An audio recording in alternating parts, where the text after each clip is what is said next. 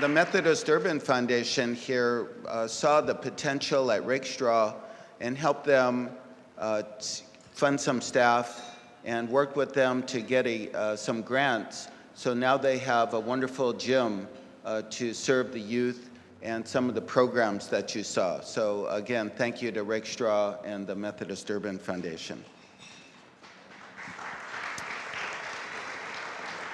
And Robert reminded me that the committee that was working on that at Rakestraw included the late Reverend Otis Fentry. And he reminded me that the committee included Karen Bass, who then was a leader of the Community Coalition in South Central, and today is our US Congresswoman. So many things have happened. As you saw in the video, there were a lot of activities. I know at the Asian Pacific American Legal Center, we worked with Mark Ridley Thomas to create a mediation program between some of the Korean American merchants and some of the African American residents who were consumers. We also developed a leadership development and interethnic relations program, which continues to this day out of our Asian Pacific American Legal Center. I'm very pleased to say not only do we have Asian American staff, the head of our leader program is an African American woman, Carmen Morgan, who's been with us for over 12 years, and the head of our leadership development programs is Marvin Andrade, who is a tremendous Latino leader. So the work continues. But in the video, you also saw one of the important projects of Shalom in the Korean American community. And Reverend Jo Hyun-sun Yang has devoted most of his life to service, not only to the Korean American community, but to other communities in the United States. Ordained in 1987 by the United Methodist Church, Reverend Yang has not only provided ministry through a traditional church, he has focused on the broader community by providing services ranging from human rights activities to Shalom Zone ministry. In 2011, he was recognized by the American Red Cross for 50 years of service.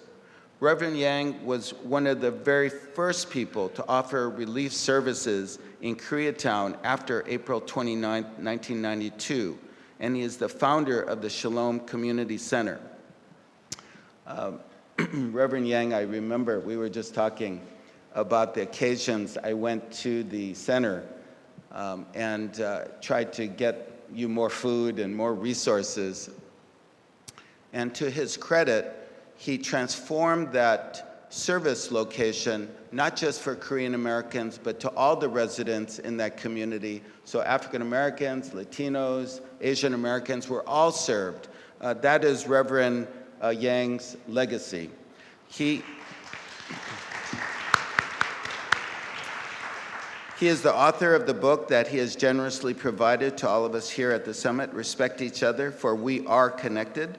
And he will offer a few minutes on his perspective on the Korean American community. Please welcome Reverend Jo Hyun-sun Yang.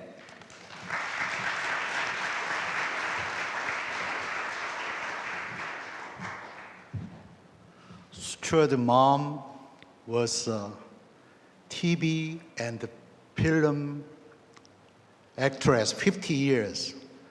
When I got an award, 50 years service for American Red Cross, I remember his mother. April 30, I started services. American Red Cross called me helping out riot victims. We distribute food, arranging shelter, and later on, I noticed that Shalom Zone ministry declared at the General Conference. This time, I like honor Reverend Robert Smith. He supports me very well. Also, Reverend Jim Larson, he invited me nationwide TV talk show. That time, I speak out, respect each other, for we are connected. Here is the last 20 years, last 60 years untold stories here. At the beginning, food and shelter. Later on, United Methodist Church asked me, change the name.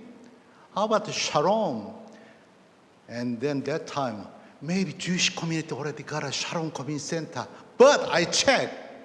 So we changed the name from Korean American Food and Shelter Service Shalom Community Center. It's beginning food distribution, shelter range. 5 years later, I founded Korean American Religious Council for Peace, including Buddhist, including Catholic, Protestant, One Buddhism. Tomorrow, so we'll have a multi-faith dialogue. I would like to invite you. Also, tomorrow you will hear some real voice from our Los Angeles riot victims. My Shalom Zone ministry expanded to the international. I went to North Korea. North Korea, we give to them $360,000 coins. I went to the Haiti earthquake. I support them. I went to the Turkey earthquake. That means Shalom Zone ministry extend. Even though I retire this year, I'll keep work Shalom Zone ministry, volunteer for Shalom Community Center. Can you see Shalom in my face?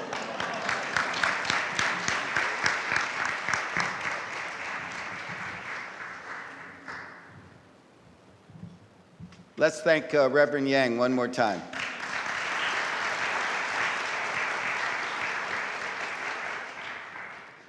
Well, we've seen a video, we've heard the story of 1992 earlier today as well. I draw from it three important lessons that we as Methodists and people of faith have got to continue work around. One is we need to make sure that police are community partners rather than an occupying force. There's no way that the police can police if they see us as different, as other. They need to be a partner in our communities. And there have been some recent killings in Orange County against Latinos. We all need to stand together to remind ourselves we need to keep the faith and make sure that the police do a great job, but the great job means they need to be a community partner. The second important lesson, and I know Reverend Lawson raised this up today, is that economic and social justice must be for all, not for some. There's a terrible direction in our country where it is okay, it is satisfactory to see economic justice for some, not all. And we saw the terrible, terrible consequences in 1992 when justice was not for all, was only for some. And thirdly, one of the things that we failed to do in 1992 and before 1992 is we did not have strong enough coalitions and networks of interracial, interreligious, and intercultural community leaders and organizations and people. You know, we have to choose a different path in 2012.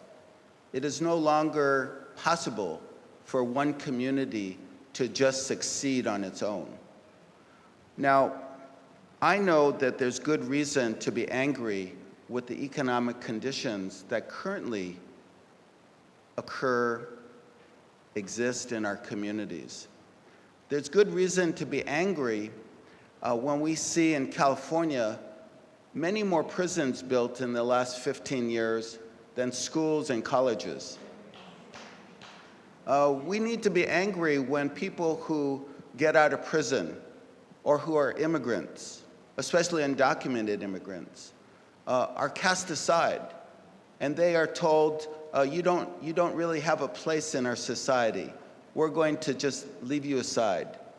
fend for yourselves, but don't depend on anybody else. So there's good reason to be angry, but there is no good reason, as Reverend Lawson said, to be violent. There's no good reason to turn on our neighbors. There's no good reason to scapegoat the very people who could be our allies. And so, you know, as a Chinese American growing up in Los Angeles, I'm proud to be considered a Korean American. I'm proud to be considered, especially after the Oak Creek massacre, I'm proud to be considered a Sikh. You know, during last year's redistricting fight in Los Angeles and in the state of California, I was accused by some of the members, not a majority, thankfully, but a minority of Asian American community leaders, they kind of whispered it, that I was too supportive of African American and Latino interests. Well, let me tell you, I'm proud to be an African American and Latino.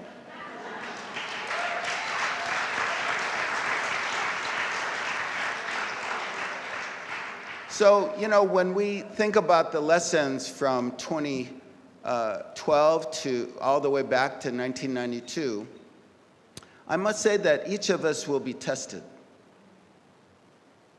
Are we going to accept the police version of a killing or a brutality because there's no video and that person happens to belong to another racial or another community? Are we going to just accept the fact that some people just won't make it? Survival of the fittest. I don't think that was Jesus' way. It's not the Methodist way. It cannot be our way. And so we are tested. One of the tests after 1992 for me came in 1995. I was at home on a Sunday afternoon, and my neighbor who worked at a state labor agency called me and said, "Stewart, I think we need to get some help because we're going to do a labor investigation on Monday, and we heard that there's some Thai speakers there." So I called a woman who was on my staff, Julie Sue, who was then a second-year attorney, and I said, "Julie, why don't you call the Thai Community Development Center?" And they found a couple of Thai community leaders who went on the investigation. Well, on that Monday afternoon, Julie called me very excitedly and said, "Stewart, you won't believe it, but they went to this former apartment building surrounded by barbed wire, and they found over 70 Thai women locked up, some for over 7 years, working as slaves, sewing clothes." There were 4 men. I remember one of the men, he was always smiling after he got out. And I found out later that we found him some volunteer dentist, and when he was a captive, he had to pull out about 5 or 6 of his teeth with a pair of pliers because he had a gum disease. So when he got replacement teeth, he always smiled. But the women were brutalized, both physically and mentally. Many of these women had families still in Thailand, and so they were fearful for the lives of their family members because the criminals who occupied this encampment were from Thailand as well. So they were very fearful. Well, Julie had to lead a sit-in at the Immigration Service to even see these workers because as soon as they were liberated, they were threatened to be deported. Because while they were tricked into coming here, they didn't have legal papers, so they were about ready to be deported. She had to sit in with some other community leaders to even see the workers. Well, when she saw the workers didn't understand much about America, but understood the word justice. And they knew that they had not received justice. And so they asked her for help. She called me and she said, "Can we bond out these workers?" And it just cost a few $1 million. And I thought, wow. So we got a union, some community groups, and then we at the Asian Pacific American Legal Center bonded out the workers. And then Julie said, there must be a case. So we did a little research and we talked to some lawyers. And the legal advice was basically, don't take that case. And we were wondering, that's odd. It's odd even in Los Angeles because we knew slavery was illegal even in Los Angeles. Yes. So we asked, well, why is that? Why shouldn't we represent these workers? And there were three reasons. One is that the anti-sweatshop laws in California were very weak. So the contractor who kept these workers captive would be imprisoned or fined. But the big corporations, the large manufacturers and the retailers like Montgomery Ward's or Mervyn's, they wouldn't have to pay 1 penny. So you take this case all the way to court, it takes several years, and you'd get zero. The second reason is, yes, these workers were tricked, but they were all undocumented. So the theory was, unless we had an office in Thailand, we wouldn't be able to contact these workers. They would be gone, and we would be representing them. It would be impossible. And the third reason is soon thereafter, after the August 1995 liberation of these workers, I would say it was just about 5 blocks from this hotel in the poor area of downtown. There was a front shop because the prison was in El Monte. It's about 15 miles away. But the front shop was about 5 or 6 blocks from this hotel. And there were 22 or 23 Latino workers at that front shop. That's where the clothes were delivered. And so the advice was, don't represent those Latinos who have come to see you because they're not Thai. They don't speak Thai. They'll just argue and they'll fight and they won't be united. And we had to think about it for about 2 seconds. I thought about what were the lessons from 1992? What were the lessons from the civil unrest that we must remember? And I know Reverend Lawson this morning talked about not willing to abide by a notion that labor can be in vain. I remember what he said about how we need a new direction. And I remembered from 1992 that we as community leaders did not have that coalition of different racial groups, of different religions, of different communities to utilize the opportunity in the midst of tragedy to turn things around and to find that new direction. So I'm happy to report we did work on that case. 5 years later, we were able to get $4.5 million from the large manufacturers and retailers for the workers. We were able to convince not just the local authorities, we saw the Attorney General, Janet Reno. We saw and tried to persuade the head of the Immigration Service. We found an obscure law dealing with drug racketeering that provided legal status for witnesses in cases dealing with drug racketeers, and we convinced them that slavery was indeed a racket that needed to be stopped in the United States of America. And today, all of the detained workers not only got legal status, but now are US citizens working, providing our tax revenue, and serving as nurses, as garment workers, restaurant workers, serving us every day. And I'm also glad to report to you that the Latino and Thai workers did unite in hundreds, thousands of hours of trilingual meetings. They understood what they had in the fight together. They supported each other at different factory sites. In the year 2000, several of them went to Sacramento, our state's capital. And today, California has the strongest anti-sweatshop law in the United States of America.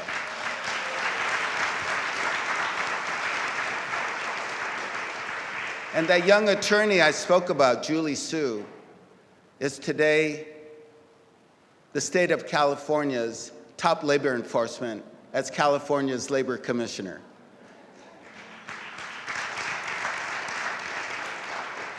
I must say that's the only thing I didn't really like because I didn't want to lose her. But I was very happy that the California people gained her tremendous work and her tremendous efforts to make sure that all of our residents have the labor protections that all of us deserve. So let me just conclude by saying I learned a tremendous amount in 1992 about what more we need to do. And as Methodists, I believe it is incumbent upon us to lead in every community that we're in to make sure that the police are partners, that all of our children and all of our residents have access to justice, both economically and socially. I believe that Methodists around this country can play a major role to bring people of color, of different colors, of different religions, of different communities, of different sexual orientations, together in one united force that says we want justice for all. We want it today, we want it tomorrow, we want it for everyone in the United States of America. So thank you so much for your attention.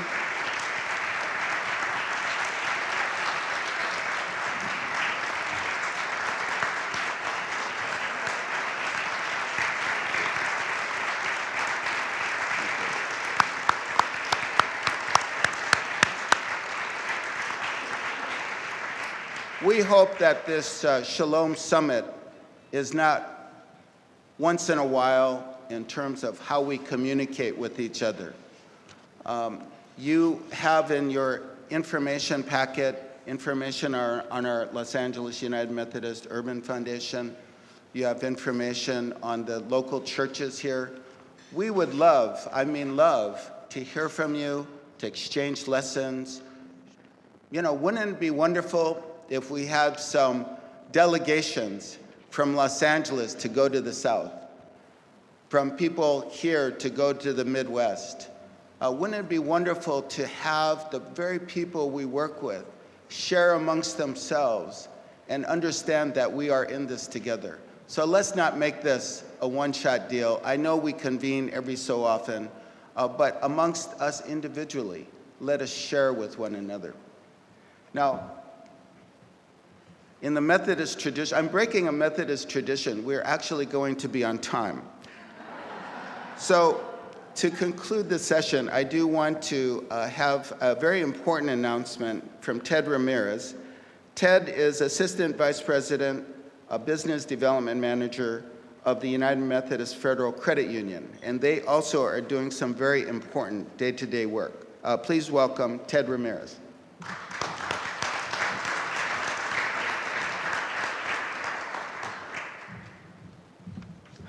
Good afternoon, buenas tardes. Wow, what do you say after these wonderful, marvelous speeches?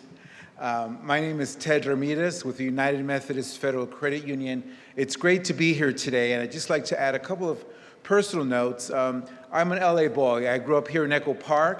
In 1957, my parents immigrated from Guerrero, Mexico to Los Angeles and went right away to the La Plaza United Methodist Church in Olvera Street, which is where I grew up and currently attend. So that church and the Methodist Church has always been a very important part of my family's life. I was also very honored to be on the board of directors of what was called the 1300 Development Corporation. We were the board that met regularly to plan and fund the Casa Shalom affordable housing development in Pico Union on New Hampshire Street that sits here today with 30 units of affordable housing for the community. I know Pastor Jennifer and others here today were on the board with me. So it's very fulfilling to know that when people come together for common goals and interests to improve the quality of lives of our community members, fruit does happen, results do happen. So I'm very pleased to be part of that. At the United Methodist Federal Credit Union, first of all, if you're a member of our credit union, would you raise your hand? Oh, wonderful. Okay, great, great, great. Excellent. Well, thank you very much for your business. We appreciate it very much. We were founded 65 years ago to meet the financing and banking needs of, at that time, pastors and congregation members. Well, throughout the years, we have evolved. We have about